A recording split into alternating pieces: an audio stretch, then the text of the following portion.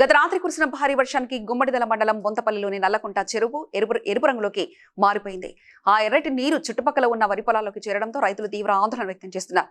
ఈ నీరు కలుషితమైందైతే తమ వరి పంటలు పూర్తిగా దెబ్బతింటాయని, భారీగా నష్టం వాటిల్లుతుందని రైతులు ఆవేదన వ్యక్తం చేస్తున్నారు. అధికారులు స్పందించి నీటి నమూనాలను సేకరించి పరీక్షలు చేయించాలని రైతులు కోరుతున్నారు.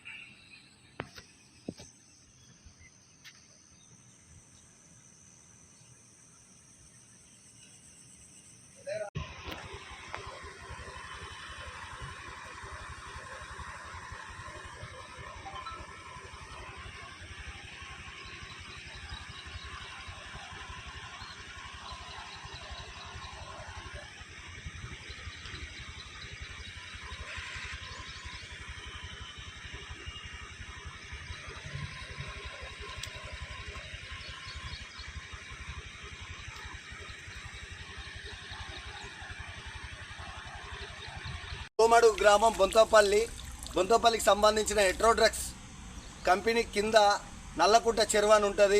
అది ఎర్రకుంటగా మారి ఇగో పచ్చని పొలాలలో ఈ పొలాలలో ఇసొంటి కలర్ నీళ్ళు ఇంత కెమికల్ వాసన వస్తుంది.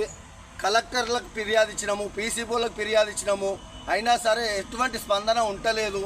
వాళ్ళని కూడా కొనేస్తుర్రు, పైన ఎయిర్పోర్ట్లను కూడా కొనేస్తుర్రు. ఇసొంటి గ్రామంలో బతుకుతున్నాము. ప్రతి ఇంట్లో ప్రతి ఒక్కరికి రెండు రోగాలు, మూడు రోగాలు ఉన్నాయి. కంపు వాసన చాలా ఎంత అంటే దరిద్రంగా వస్తుంది ఈ వాసన.